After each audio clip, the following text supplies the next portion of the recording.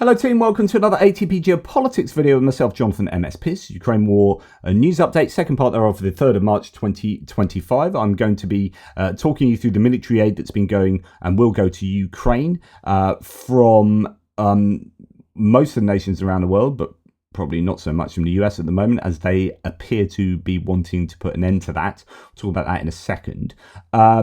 This is a couple of days in the making, so there's quite a bit to get through. We're going to start with Keir Starmer announcing that the UK government, on the back of the meeting yesterday, will allow Ukraine to use £1.6 billion of UK export finance to buy more than 5,000 air defence missiles. He says these will be made in Belfast, creating jobs in the UK's defence sector. That'd be the Thales factory. Yeah, these Martlet missiles that can be used in sort of man-pads, put on the back of trucks and whatnot as well, rather similar to Stingers being used on Humvees with the Avenger setup. So yeah, these will be really useful for the Ukrainians, no doubt. But actually, as someone here says, no reports. As the US support waivers, Ukraine and Europe race to replace American air defences. UK pledges 5,000 Martlet missiles. Norway plans NASAMS production in Ukraine. We'll talk about that in a second. But Patriots remain irreplaceable. Europe may have to step up with the SAMP-T systems. I fully predict that. Now, that was on the back, that £1.6 billion was on the back of £2.8 billion $2.8 billion loan, I think £2.26 billion. Now, this is a loan backed by frozen Russian assets.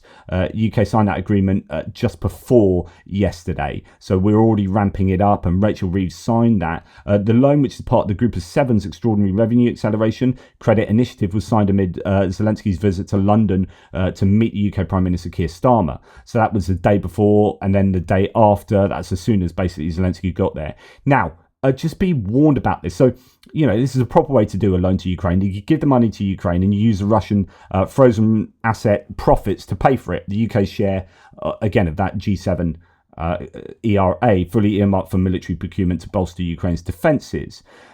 Excellent stuff. Now, be warned, because you get absolute idiots like, and I'm sorry if you like Mike Graham in the UK, if you like him on, I don't know, Talk TV, Talk Radio.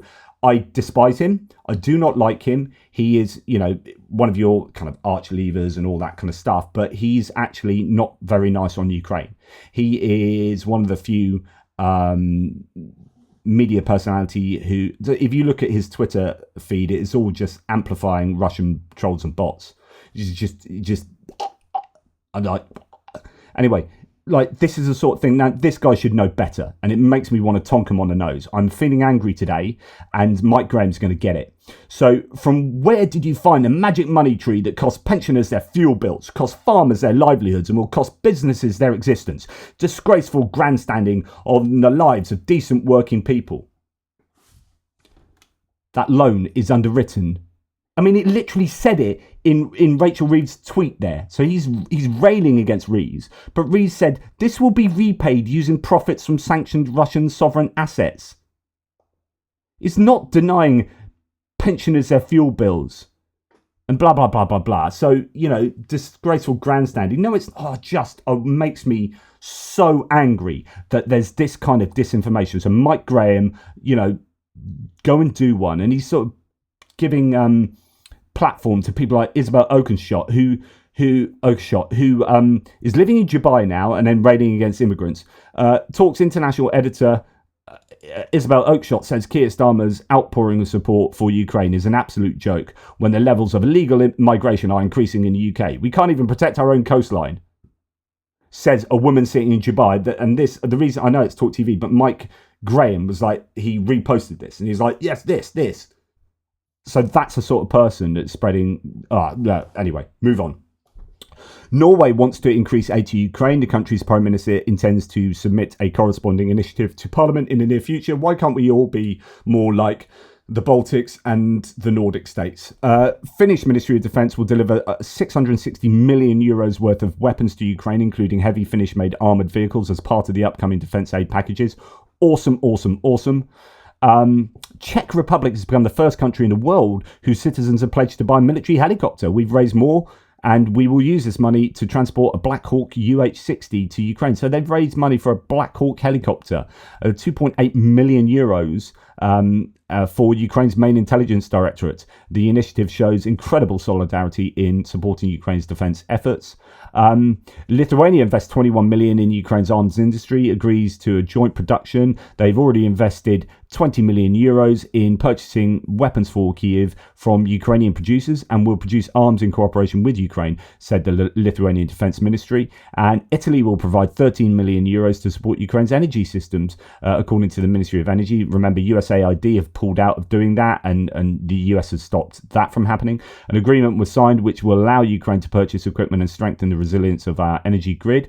And then, as we heard, Norwegians plan to launch a mass production of air defense missiles in Ukraine. Norwegian company Kongsberg Defence and Aerospace is planning to establish missile production for NASAMS air defense systems on Ukrainian territory, according to their company president. I did report this the other day. Quote, "We are currently setting up a company in Ukraine and actively negotiating with local manufacturers to create a joint venture. Our main goal is to increase the production of NASAMS missiles using Ukrainian technology," Lee said. The Kongsberg Defence and Aerospace president emphasised that the plan involves mass production of missiles. Brilliant. Denmark will officially reopen the Ammunition Sarsenalet, AMA ammunition plant in North Jutland, with the Norwegian Finnish defence giant NAMO running the 350-year-old facility. The Danish government will rush to get production lines running as soon as possible. This is what we want to hear. We want to hear government strategic planning moving on to a quasi-war footing. That's exactly what needs to happen. That's what I was saying the other night. I don't know if I was saying it to you, but I was saying it to my friends the other night. We've got to get Europe onto sort of, if not a full war footing, like a quasi-war footing. Lithuania and Ukraine have reached a preliminary agreement on the development of the joint production of strategic weapons in Lithuania. So that's joint production, but not in Ukraine. That's in Lithuania, stated Lithuanian Defense Ministry. And one Ukrainian startup has rebuilt the humble walkie-talkie to weather the waves of modern electronic warfare with Russia. With thousands of Ukrainian soldiers already using their handheld comms devices, NATO is tuning in. I think this was what someone mentioned the other day, that the Ukrainians had done something that NATO were interested in with walkie-talkie comms, and that sounds like what it is. The headline to that is "Don't try to build whole new drone. How one Ukrainian wartime startup got into quantum encryption." And the West is wanting a piece of that too. So good news. Now, an American-based company, Neros, has been awarded a contract by Ukraine for the provision of 6,000 FPV strike drones. This is a result of an open tender in which 260 companies submitted offers. Neros states that all 6,000 drones are to be delivered to Ukraine within the next 6 months. That's what you want. Quick. Now, unfortunately, Trump will discuss today the possible suspension or complete cancellation of military aid to Ukraine, including weapons paid for by the Biden administration. That's what I'm worried that the big announcement will be by Trump tomorrow night. And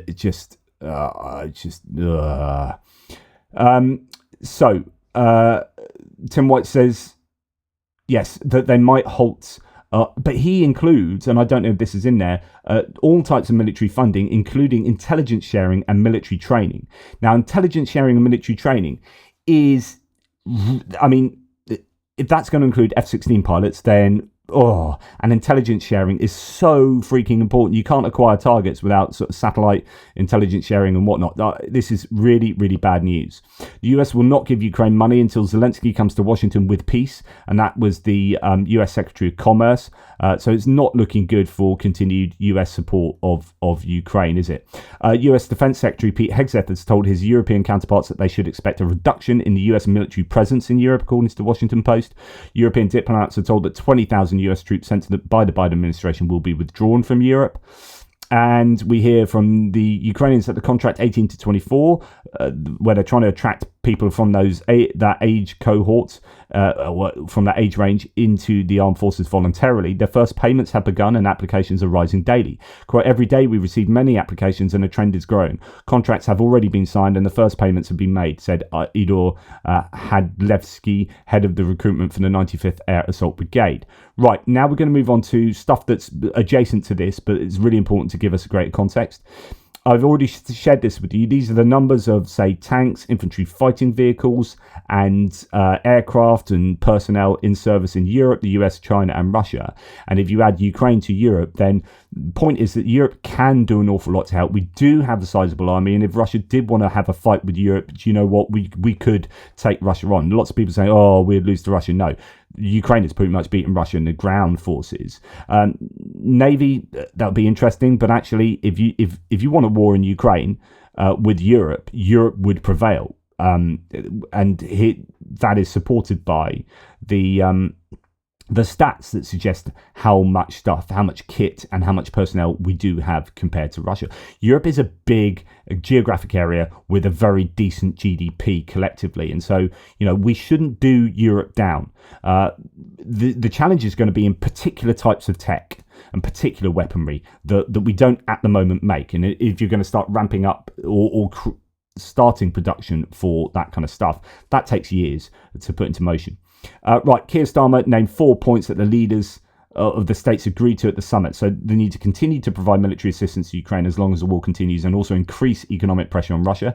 Any lasting peace must ensure the sovereignty and security of Ukraine. Ukraine must be at the table of any peace negotiations. In the event of a peace agreement, European leaders will seek to deter any future Russian invasion of Ukraine, so security guarantees, and then a coalition of the willing will be created to protect Ukraine and guarantee peace in the country.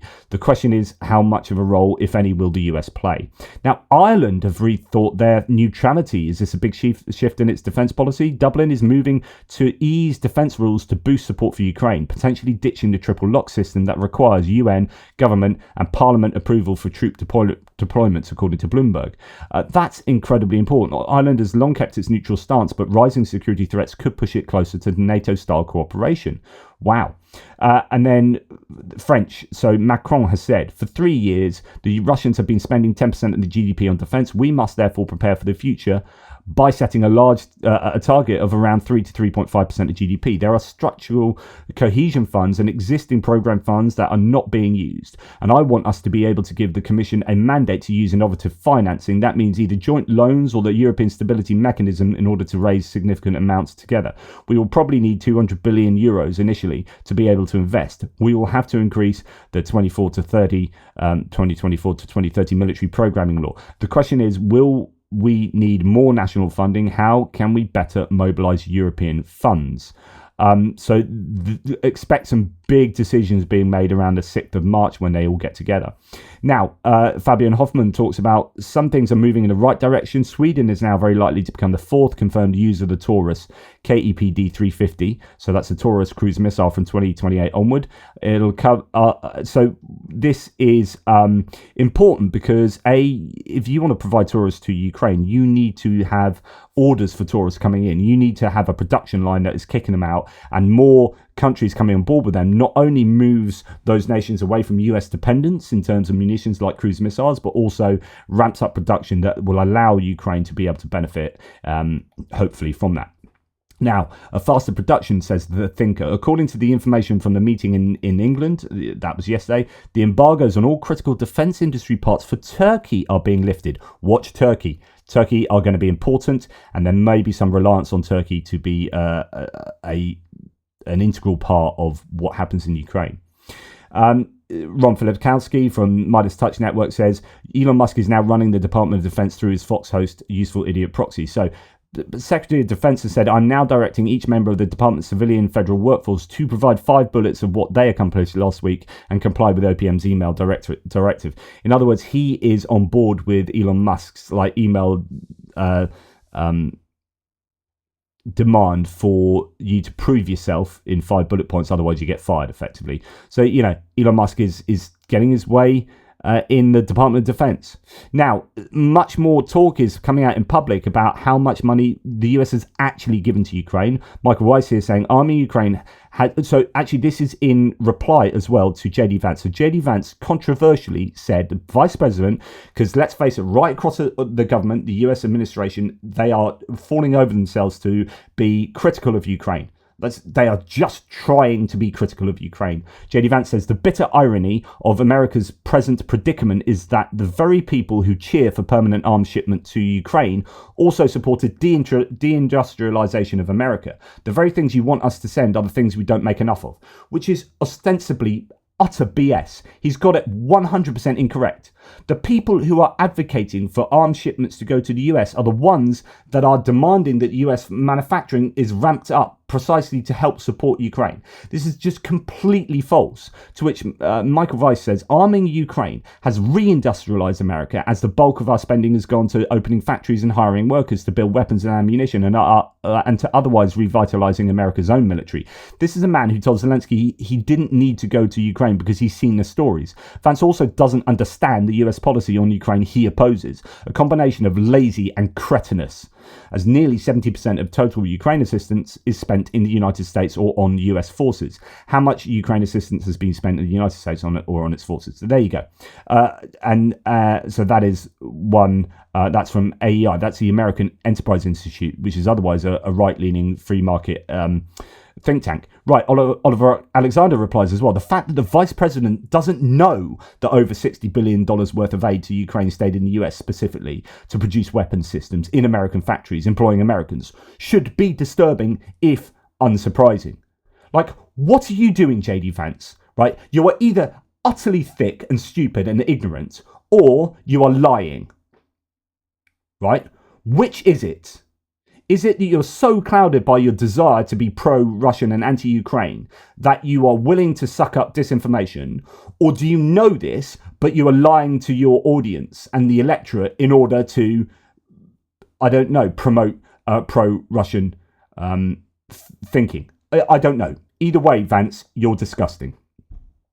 And here we have now talk on television, a lot more explicit conversation about this. And for all, maybe Donald Trump will pay attention today. He claims $350 billion. The actual number from the Kiel Institute Impartial Observer is $120 billion. He talks about how Europe only spent $100 billion. Actual number, $138 billion. These are the numbers once and for all as we sit here today. Now, let's look at how we're doing compared to other countries. And it's kind of interesting because you do have three countries, small countries. They happen to also be close to Moscow. That's not a coincidence. Spending over 2% of their GDP on aid to Ukraine. Then you get to a whole bunch of other countries that are kind of in the rough zone of about half a percentage point of their GDP. Germany a little bit higher than the U.S., France, UK, Italy, and so on. So we are right in the middle of the pack. We are actually number 17. I didn't list all the countries. We are number 17. Number 17 there. So, you know, it'd be really nice if maybe the vice president had a clue there. I mean, yeah, even Fox News is saying under the Biden administration, 175 billion went, and under the Trump administration, 0 went. Now, someone pointed out to me yesterday that this might not be a case of Fox News trying to fact check, but a Fox News, while also being more correct about that number on the left, trying to congratulate the Trump administration for not giving any. So it's not so much that look how bad you are, and this is actually what was given previously, but this is like, well done, Trump. You've stopped sending money to Ukraine. But yeah, good to see at least there's some vaguely factual claim there. Ed Crescency says, for the ignorant Americans who don't understand what US aid to Ukraine actually looks like, and that's none of you, most of you will know this, please read and share this list. The vast majority of the military aid we're providing Ukraine comes directly from existing US military stockpiles. These weapons aren't brand new, they're mostly older stockpiles that the US military plan to replace anyway. The funding approved by Congress actually goes to American companies like Lockheed Martin, Raytheon and Boeing to build new upgraded weapons for our own military, and this helps the American economy, supports thousands of American jobs, strengthens American manufacturing and ensures the military gets newer, better weapons, and Ukraine gets help against Putin's aggression from his military's horrific violations against innocent women and children, and America gets stronger, safer and better equipped in the process. I mean, it's that simple. We've been through this a million times before, but I'm glad this is kind of getting more and more out in the public. And I want to take you through some Thomas Tyner threads, but I think I will do that. Actually, no, I've decided otherwise I'm going to do that as an extra because I need to keep this shorter today because I'm doing so much content today. So I'm going to do that as an extra and may do it tomorrow. But in the meantime, thank you so much for watching. Please take care and I'll speak to you soon. But before I just go, don't forget the Jiggers Pour. I'm going to show you a little poster. I'll get that ready for later as we are going to up the goal here to just one more drone because we're almost there anyway. In terms of, wow, goodness me. I think someone's just put in an absolutely massive $2,000 one. Right, so there will be, okay, that's amazing. I think we're almost there. Well, I think we've already smashed over that. So another 3,500. I think that's what they cost. So yeah, we've smashed over that. Oh my goodness. Well, that's the end. So we will be doing a raffle that will go out, and someone will win, or that's a flag, some patches, a signed flag, patch from the unit, some merch from Jiggers Pour, and I think some Lviv chocolate as well. So that'll be going out to someone. Thank you so much, everyone. And I assume that everyone that paid into this will be okay with receiving that, and you get an email from Jiggers Pour. If you donated over $20, because that's what I've said, we'll get a ticket. So thank you very much, and the more you donate, so if you donated $100, that's 5 tickets, just in case you didn't understand how maths works. And then we have the new campaign that's just starting, which is, no, not that one. I really should get the correct one in my autocomplete.